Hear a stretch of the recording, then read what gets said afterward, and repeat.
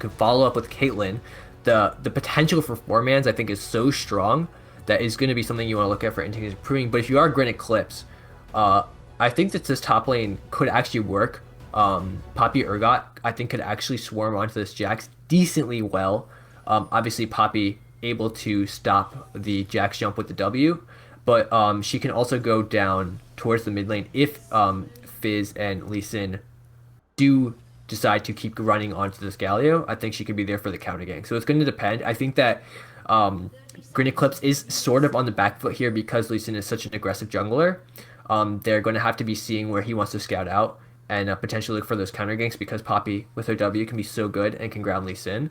But either way, I think it's going to be dependent on this Fizz Lee Sin combination to take the game by storm, and we'll have to see in which, even if they do poorly, like depending, it doesn't just mean that Inting is improving is the only one that's going to be affected by this Lee Sin Fizz combo. Because if they go down, I think that should be an easier win for Green Eclipse.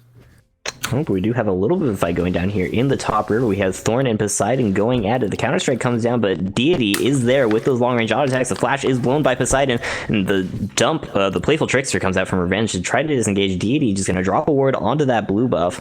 And it looks like Grin Eclipse won the trade, because they did blow the flash on Poseidon. He is a little bit lower, but Thorn did get traded back on. Yeah, but that actually is really, really good for Grin Eclipse there, because now that Jax doesn't have flash, if you are able to land the gank correctly right now, it's essentially going to be an easy kill top lane. If it depends. If Poseidon is an aggressive top lane player who likes to jump onto Urgot from time to time and trade, it'll probably be pretty easy to work in a gank there, let him jump onto the Urgot, him kite back a little bit, and then an easy gank for Poppy after. But of course, it's going to completely depend on if Poseidon does play around the fact he doesn't have flash. But I think it could be a very nice spring point for Green Eclipse here. And that ward is going to spot out Leche picking up his blue buff. So Deity is going to know if Leche decides to come up here and try to bail out his Jax if that gank starts coming. So we probably won't see a 2v2 in this top lane, I would imagine. At least not at level 2. Yeah, and I think just something to note about the bot lane, you can see the Dorn Shield coming out from Xayah, and I think it's actually a perfect representation of probably what's going to happen in this bot lane. If they want to play safe, and even Inting's improving, probably doesn't want to play hyper aggressive. It is a Morgana, it's not a Blitzcrank, it's not like a Thresh or a Leona. So it's something that they can play passive or aggressive. I think in that scenario they will be playing a little bit more passive. And mid lane, you can just see how well Galio can counter Fizz generally. Yeah, I am a little bit worried about Revenge's ability to influence the map in that matchup, but we do have a fight here in the top lane brewing. Leche has come up from that blue buff. Uraxi is going to try to chase him down as Deity retreats back to his lane, but Revenge is rotating over. Will Uraxi continue to go for it or just go for the scuttle? Oh, but the Resonating Strike lands onto Uraxi. Here comes the Tempest Cripple combo. Uraxi trying to get out very, very low on this Poppy, but Deity is here. The flash comes out from Revenge and Playful Trickster as well. First blood comes out for Revenge, but will he go down in... as Revenge, I guess. Deity does end up picking up the kill. He has that red buff now. Buff transfer complete as Leche trying to chase it down, but not going to pick it up as Thorn also retreats back to his lane. 1-for-1 overall there. Yeah, I'm not going to lie. That was a very awkward fight for both sides because you can see Revenge essentially suicided for the kill. Like, okay, let's look at the replay here. You can see there was obviously a little bit of turmoil becoming, and Leche thought he can go on to Poppy here. But right there's like the flash, and just Revenge completely commits. I think it could potentially be to the double buff, and he thinks that he's such a slippery champion on Fizz, but he does have to pay for it. But I think even then, the only thing that obviously Deity got out of that was a red buff, which you could say gave a slight advantage to Grin Eclipse. But overall, I think it's essentially neutral, even if it was a little bit of an awkward fight. And we do have a gank coming in here from Leche, trying to get Revenge onto Thorn, or trying to get Revenge, not Revenge, sorry. A little bit confusing, but they do pick up the kill as Poseidon is getting gone on by Deity in that top lane. He's got the red buff, so he's got the slow, but he is just going to back away from this huge minion wave.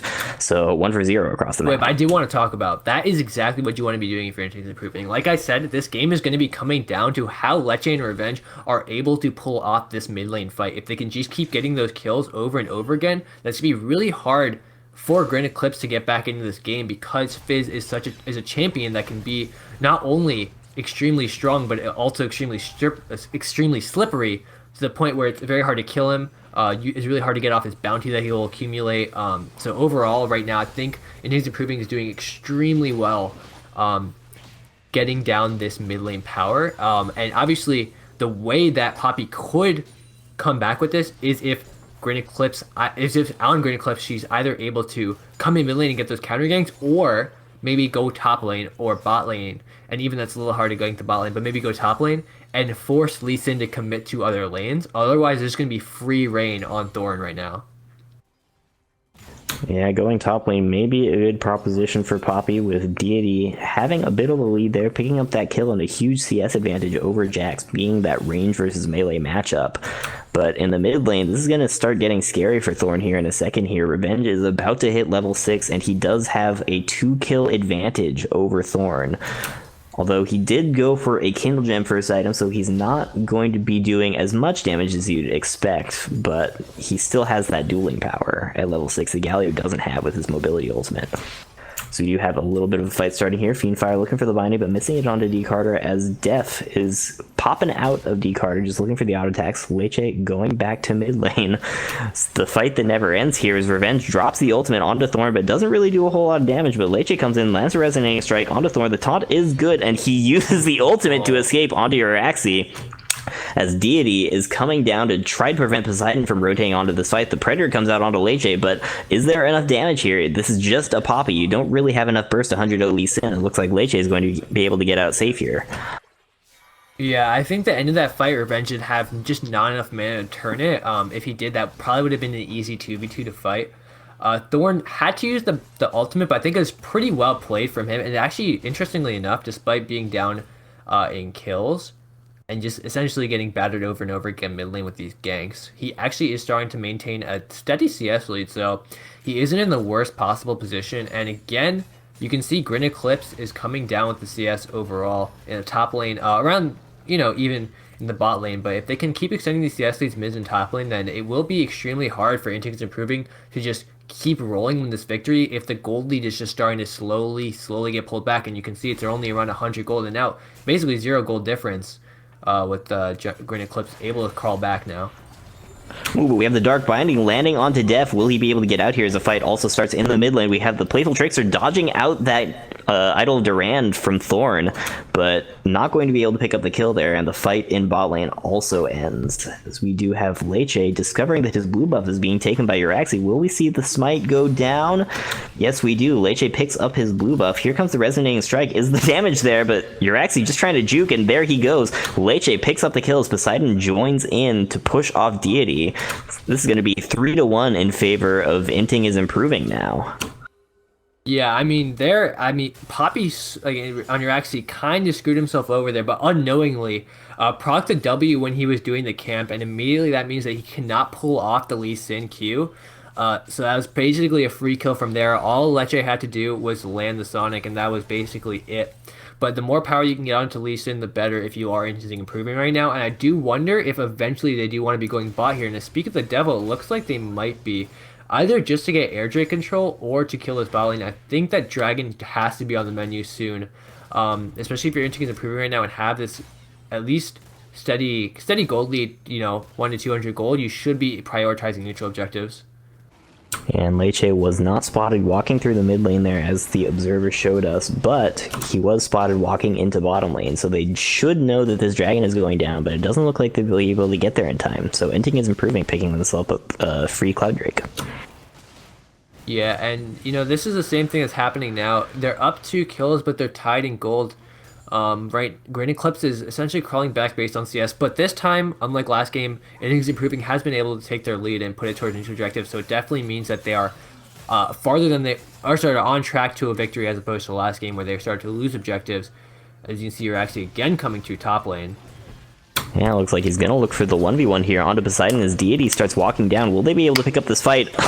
Oh, Uraxi is just barely able to get out with that flash, and there comes the chomp from Deity, picking up the kill onto Poseidon as Revenge is trying to fight off Thorn, who is rotating up towards that fight. Here comes the Predator from Uraxi, but Leche is here to cover, so will Uraxi go in on this? He's very, very low. He's dead to one Resonating Strike. Here comes the Chum from Revenge, landing it onto Thorn. Uraxi is pushed away, and Thorn just goes for the flash, unfortunately, and goes down in the jungle there.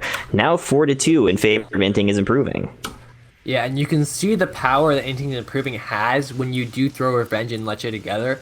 Immediately they were on the back foot after that gank. Immediately Grin Eclipse was starting to show that they could come back and win those skirmishes. But the second that Leche came in and showed that he could help with the Fizz out there, Revenge was able to take the 2v2 to them and win it. Again, Leche in this top lane, he's just all around the map everywhere.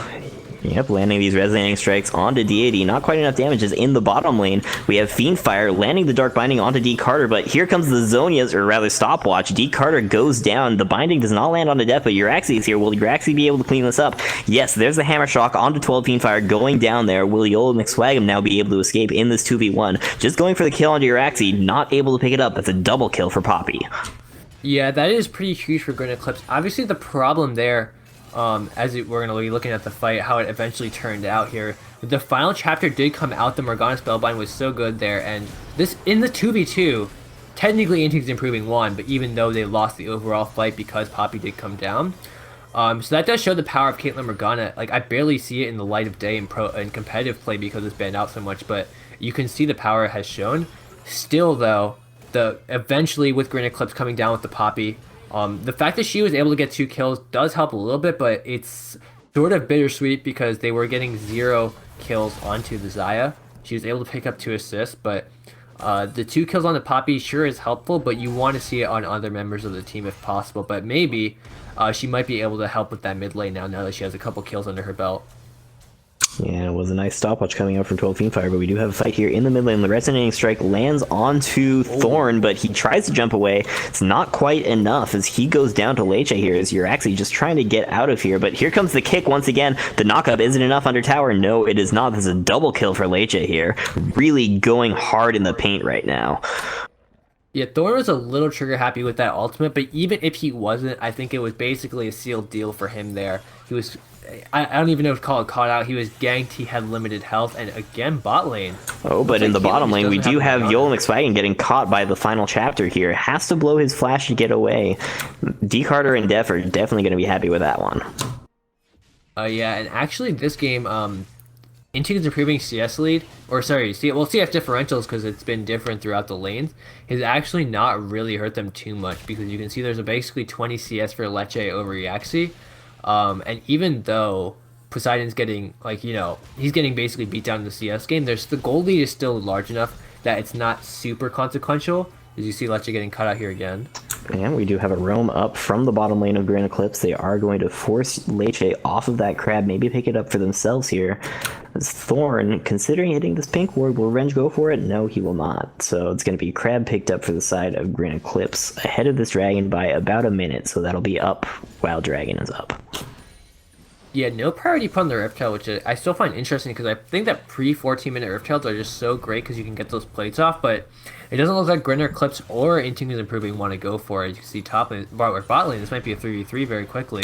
Yeah, we have 3v3 coming in. We have the Predator pop by Uraxi, but Uraxi gets popped himself. There he goes, as D. Carter looking for the engage here, the counter engage rather, with that Featherstorm. And there goes Def, not inside of D. Carter at the time, but Revenge is here as well. We have no rotation down from the mid laner of Grin Eclipse, so D. Carter is just going to go down here. Revenge picks it up, no ultimate available for that Galio roam. Yeah, there was TP though, but I'm guessing that he just believed that pushing in the wave would be a little bit stronger. But actually something to note here, obviously this gank comes out early and immediately just gets completely popped by the Morgana Bind, which is already great with her ultimate. But if you watch as the kick comes away and whatever, obviously kill goes down for Lee Sin. But watch now, Yuumi wants to get bound onto the Xayah, but immediately gets bound out by the Morgana, and that's 2 huge bounds for that gank, and just the power of Caitlyn Morgana is so great. Like, I'm still astounded that the combo has not been picked more. Obviously it was banned out last game, but it wasn't banned out this game. And the fact that it was basically waited till the last like picks for it to come out, I'm surprised that it was able to run through because that is just the power, the CC combination, the safety of Intink's improving on Caitlyn Morgana is just so great. And we'll actually see now if they're able to pull something off in the newest Dragon Pit. Yeah, we do have that Sonic Wave missing from Leche. Not going to get the Resonating Strike here. The plant gets taken away, so no free entrance over that wall into the pit. But Leche is considering going on a D Carter here. The Featherstorm is not available, but Uraxi is there to peel. The Chilling Smite comes down. The kick has to come out to get Uraxi away. Leche really respecting the Poppy here as they posture around this dragon. Will they start it up? It looks like they will. Uraxi going to try to pull it out of the pit. Leche has the pink ward. He's got the vision. Will he be able to pick up the steal? He's thinking about it. He's wrapping around. Here comes the Dark Binding. It misses. Uraxi frontlining now. Looks like they're just going to go for the fight instead. Uraxi goes down once again, too far out ahead of his team, but the AoE from D Carter is disgusting. Xayah does so much damage in these types of fights. Here comes the snipe. Ace in the hole, not quite enough as Poseidon looking for the fight on Deity under tower. They do end up picking both of each other up. Both of them go down here as both teams also disengage from this dragon. 3 for 3 across the board. Oh, but Revenge is coming in. D Carter has to flash away. There he goes. Okay, Revenge, no kill for you, but that is a free flash on Xayah, so it's a valuable cooldown dropped. Yeah, I mean, there in that fight, you could see the power that D Carter could put on, but even though Thorn went down, and even though he's 1-4, I think his we have D Carter, sorry. okay, well, D Carter killing himself just on Caitlyn, getting headshot with those traps as Def is going to have to try to back away. As Yola McSwagam picking up this turret. A little bit of a misstep from D Carter as Uraxi coming down to punish this overextension from Yola McSwagam. Will he look at the map? The Predator is on. Here he goes. And the Chili Smite is down. The trap is not quite enough to stop Uraxi, and that's a shutdown onto Poppy. Yeah, so that was a mess. But I was saying originally, unlucky. Galio, his pull-in from his W was just so great in that last team fight where he's able to taunt basically everybody. But the overextension from Caitlyn definitely was pretty problematic, even though she traded with Xayah. I think that's just basic war control that you have to be aware of. But I mean, the only way that she was able to get that Xayah kill was for being overextended. So the trade is, the trade, 1-for-1, whatever. And whatnot, so we'll just have to see as both teams look for probably a reset. And interestingly enough, these fights have generally just been skirmishes, really. Like, you can see this team fights coming out right now, but overall, it's a very, very scrappy team fight. You can see Poppy getting immediately popped, and this is that 4-man taunt that I'm talking about. Extremely bursty team fight. The final chapter didn't even really root anybody. I think it just got Revenge, as D Carter doesn't actually go down there. Definitely not taking pace in the hole. Yeah. Revenge actually running completely out of mana in that team fight, so I'm not sure if that's something that's recurring for him or not, if he wants to change up his itemization, but either way, just a long series of events, and it just shows that the macro play is, I don't know if it's just less coordinated, but both sides are playing some quite scrappy games as Leche's able to pick up another kill. We have Deity going down in the 1v2 in top lane, trying to clear out a ward that he didn't really have any business touching. Leche capitalizing on that vision control very well. Yeah, that does show the power that Xayah is starting to build up, though. So if you are Intink's improving, you do want to get a little bit more of a push onto the game because you don't want to let Xayah, who's starting to build those items, to get a little bit any more bigger than she already is. She will be getting a Yuumi that will be able to heal her up even more. So if I'm Intink's improving, I do have to keep in mind that one of my strongest members is Lee Sin, who will start to fall off eventually. But I mean, there's still a lot of power left in him. They don't want to get to like a 30-40 minute game with him. We do have, just looking at the 80 carry builds, I'm a little bit surprised by what we're seeing. We're seeing Kerchi's Shard being prioritized by both of them. Looks like they both want to go for that a little bit of extra on-hit burst rather than opting for the crit. But we do have a fight coming in here. Ace in the hole lands onto Uraxi, but he's not quite going to go down as he backs away. So they're just going to go for this dragon. Leche is on the wrong side of the map, but the teleport is coming in from Poseidon. So will they go for this? Fiendfire has to flash away from Thorn's Justice Punch as Revenge lands the Chum the Waters on him, but Uraxi goes down to Poseidon as D Carter is just kiting back like a madman in this fight. Revenge has taken down Thorn as Leche has finally shown up. Here he is. He's going to land the combo onto D Carter. D Carter goes down, and Def is going to go down as well. Kill that cat. They're going to pick up a dragon here for their efforts. Yeah, I mean, this is actually almost deja vu to the first game where one top laner has TP and the other one doesn't. And even though, we'll see in this replay here, the TP may not have been like the greatest thing because the pick inside in the beginning of the fight was so early. It definitely changed the momentum essentially immediately once they saw it. Just the fact that they could see that another member was coming down essentially made Granite Clips had to sort of fall back once they saw that they were in the wrong position. Even worse than that, they actually split up. You can see on one side, you can see the Galio on the left for Granite Clips, and on the other side, the bot lane was playing for themselves. So the Galio could not peel at all and immediately just popped by Leche.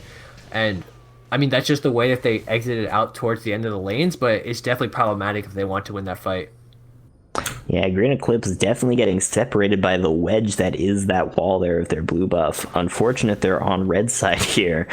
Getting split up in that team fight and a little bit of indecision around that dragon as well. Not deciding whether they wanted to back off or go in upon seeing that teleport. But overall, a well-played fight from Inting is improving. Picking themselves up a mountain dragon here. So they've got double their opponent's kills. They've got 2 dragons up.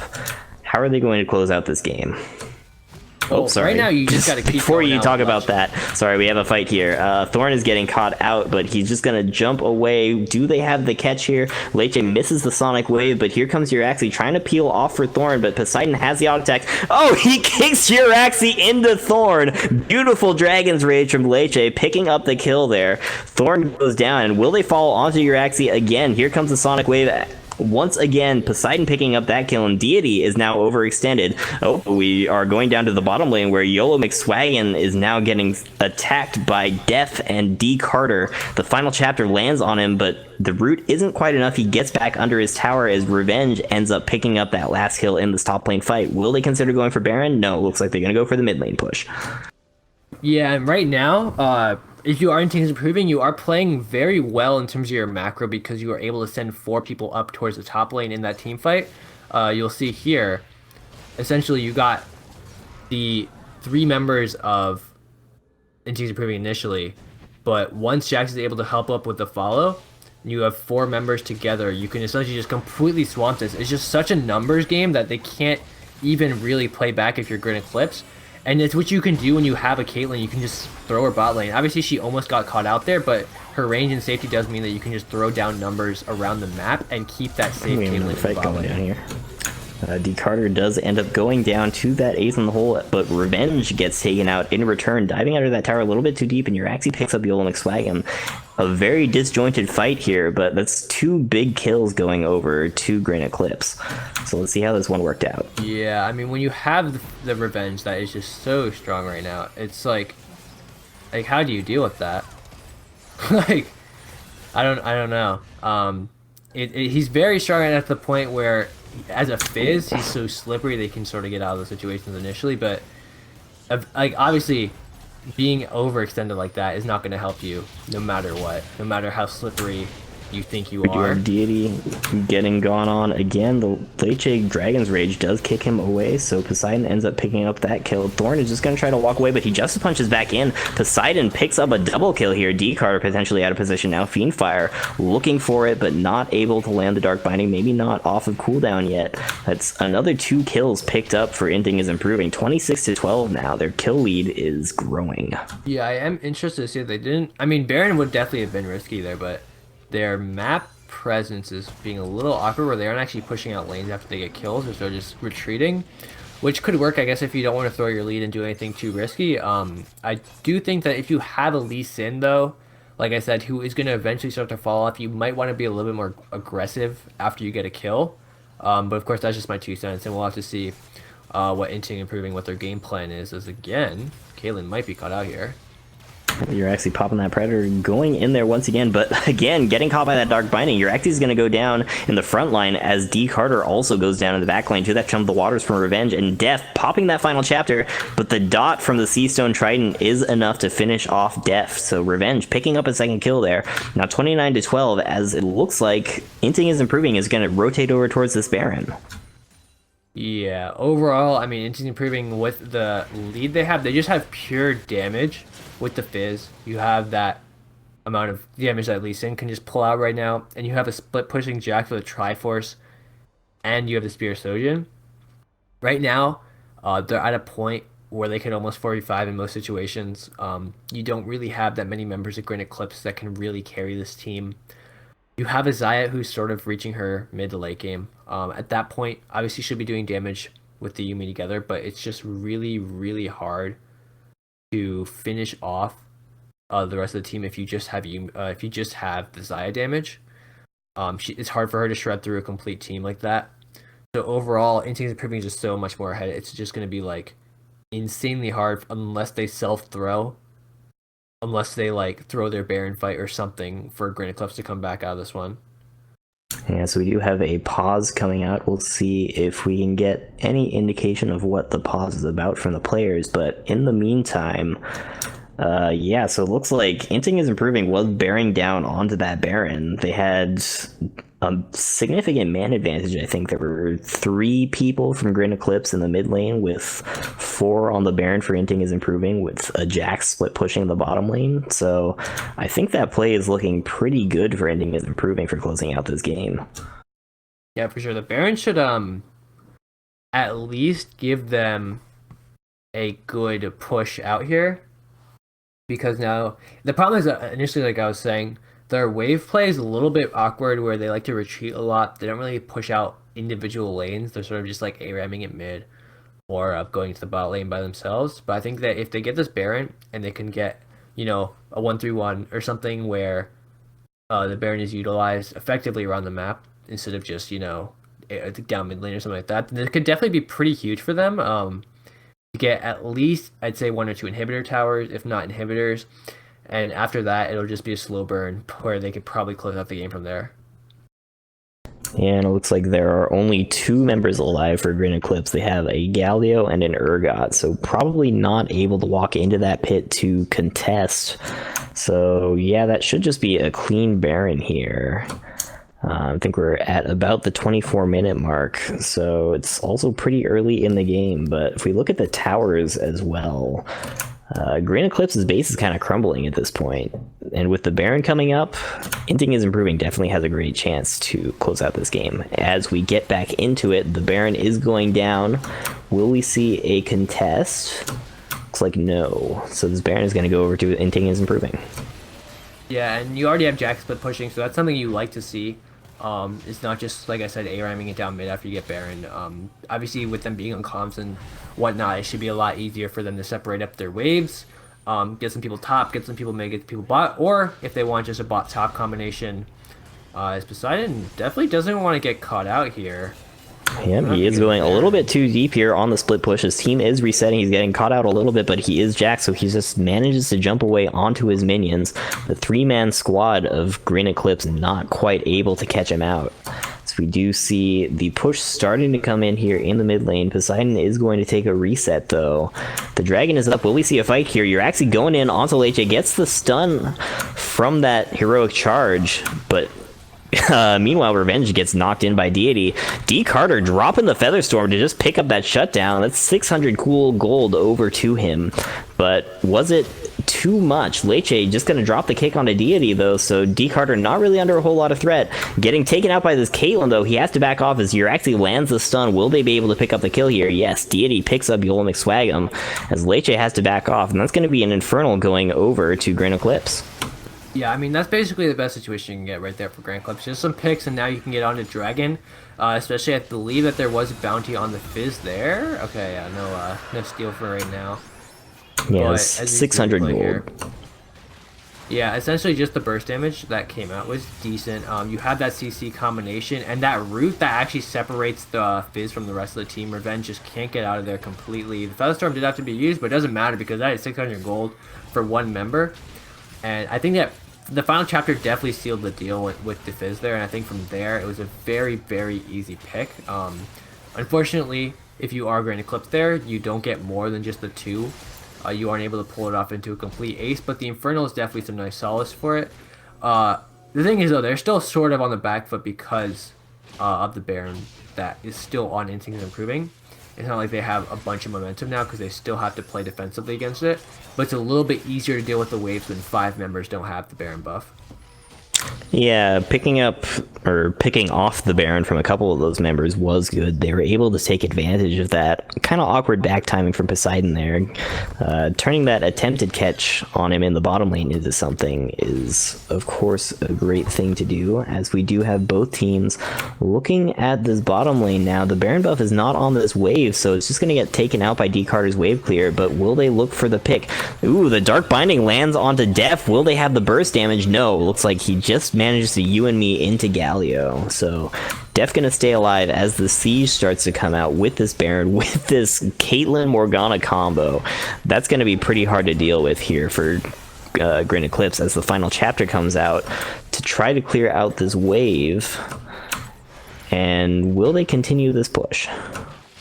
I mean, they could still, like I said, when you have just 5 people just running it down on one tower, it's not exactly the most efficient method. I feel like you have to send somebody top lane or send somebody mid lane. And now, obviously, if they send everybody mid lane, it kind of defeats the point of splitting up this Baron buff. But it's probably the best thing they can really do here. I mean, if they were to, I guess. I mean, it's just sort of awkward with Jax just kind of coming down bot. But if they can do it correctly, then it would be, it could work. It's just a little bit awkward. And the Baron has timed out notably, so the push is over for now, the 28-minute mark. There is a pretty large wave for Inting is improving, pushing it in this top lane, but it doesn't look like they're going to walk it in. So Xayah just going to be happy to pick up that farm there. No inhibitor turrets ended up going down in that Baron push, so the base is still intact for Grin Eclipse. They still have a chance here, but how do they pull this game back from the brink? I mean, you just gotta work with the picks that you can get. You can see that they're one team fight, or I don't even know if you can call it a team fight. Their 2 picks they were able to pull off, off of Revenge and Hilo McSwaggin was just getting some people caught in Final Chapter, throwing everything down that you can to get that bounty gold. And the best way they could do it, obviously in the most ideal situation, would be to get a pick on the Jax and get a pick on Lee Sin for Lecce and Poseidon, because they together carry on 1,200 gold in bounty. So the best way to go right there would be that, but it's obviously you can't just click a button and get picks like that. So they probably have to move a little bit in a unit, try to look for some offhand picks, not even chase too far out. They don't want to just look for picks and then get caught out because they're chasing so hard. It's something that it's really hard to do it right now. I do think that it's possible, but they basically have to have everything fall in line correctly, and that's going to be extremely hard to do. Yeah, and looking at how dark the map was for Grin Eclipse, they didn't really have the vision to look for picks, so they just are forced to let these waves come in. Caitlyn is going to attempt to pick away at this tower. We have Revenge split pushing against Poppy out there in the top lane. We'll see if he can get any tower damage down as well, with Poseidon also 1v1ing against Deity. So who is going to rotate first here is the name of the game. Fiendfire maybe getting caught out by Uraxi, dodges the Dark Binding, but here comes the burst from D Carter, picking up a free kill there. That's gonna be a good way to start this fight out, but Deity getting taken very, very low as well. Poseidon drops a counter-strike, it gets countered by the Featherstorm. D Carter picks up another kill. That's a shutdown going over as Revenge picking up that top inhibitor. Maybe this fight is not what Grin Eclipse wanted, even though they got those 2 great kills on a D Carter. Will they be able to clear out this wave? D Carter does not have Featherstorm. Does Revenge know that? He's got Chum of the Waters. It misses, so he's going to have to try to back away as Uraxi is coming up. And yeah, looks like Yola McSwagin going to pick up this tower here in the bottom lane. Not going to keep pushing for the inhibitor, but not a terrible trade for Inting is improving.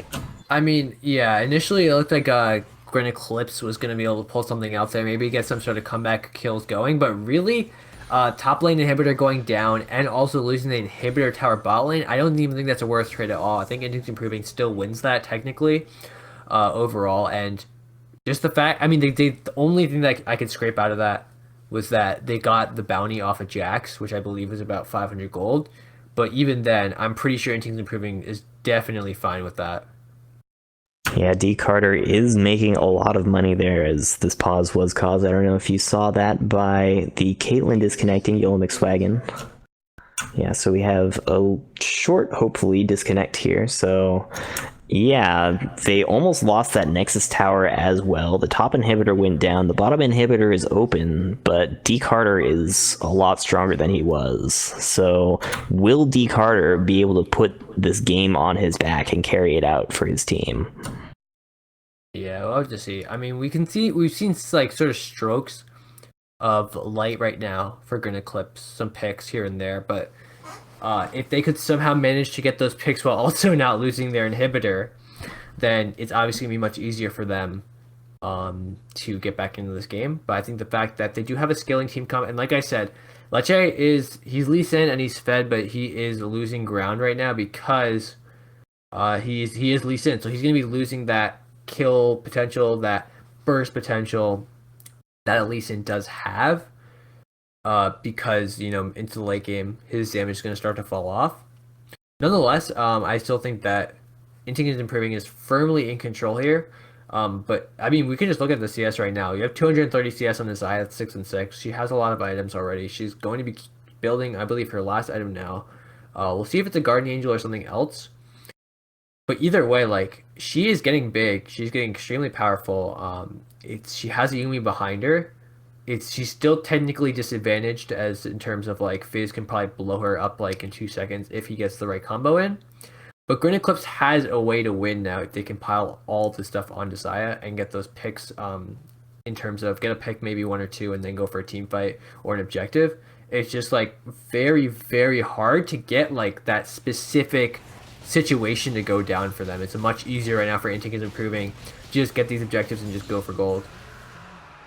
Yeah, and looking at the item builds here, we see that there's a Static Shiv and a Phantom Dancer for Xayah for the crit items.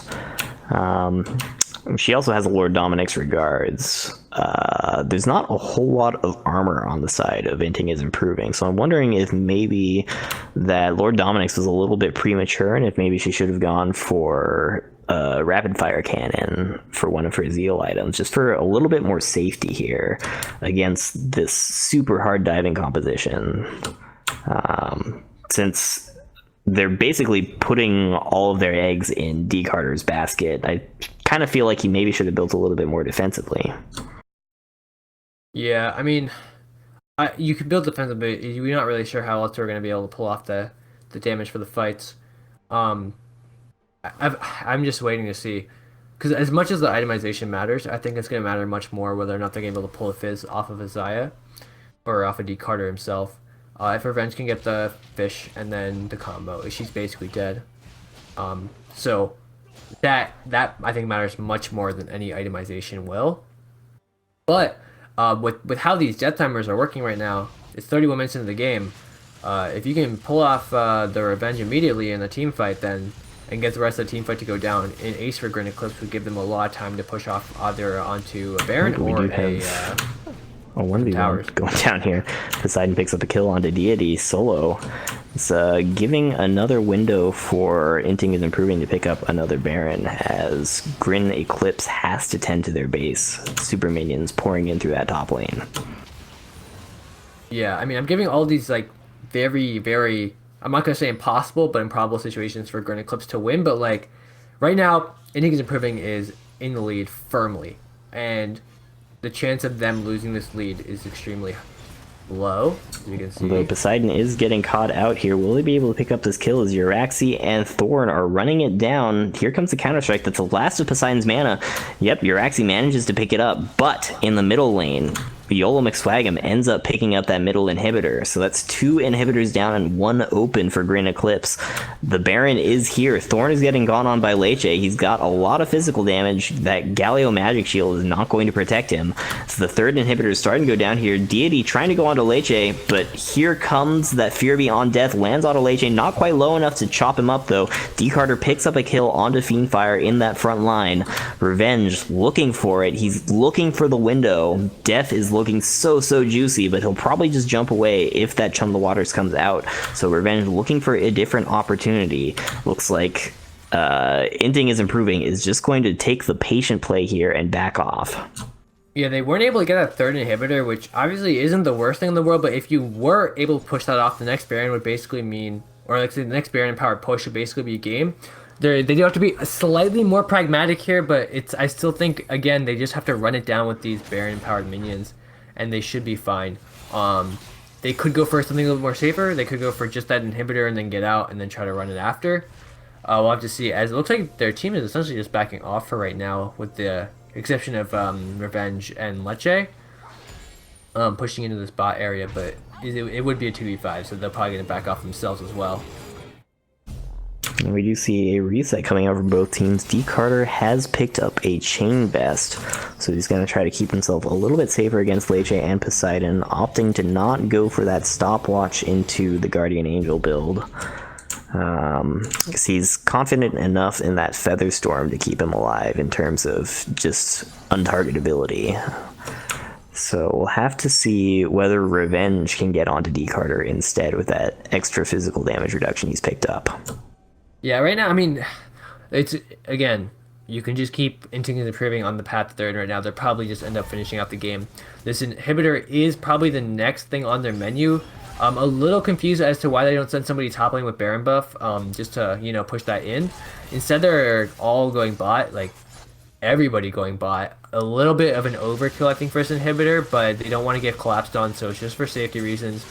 They have a Caitlyn Morgana, so again, pretty safe lane that they can try to get in here with the range. Either way, they're getting pushed out surprisingly well by Grin, but there's only so much time. There's only so much damage that Grin can try to pull off to peel him off this inhibitor, but you have a Caitlyn, and you have a rapid fire cannon, so that is basically it. Yeah, and we do see Revenge rotating over towards that top lane now, looking to pick up that inhibitor that just respawned. He should be able to pick that up pretty quickly, as we do have a little bit of aggression on these Nexus turrets, but the engage is coming out. The final chapter is landing, but Fiendfire is dropping that ultimate. Not quite tanky enough to survive the onslaught of Thorn, though. Goes down. D. Carter looking to pick up the kills here.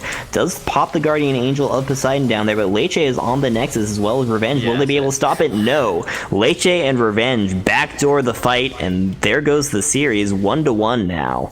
Evened up.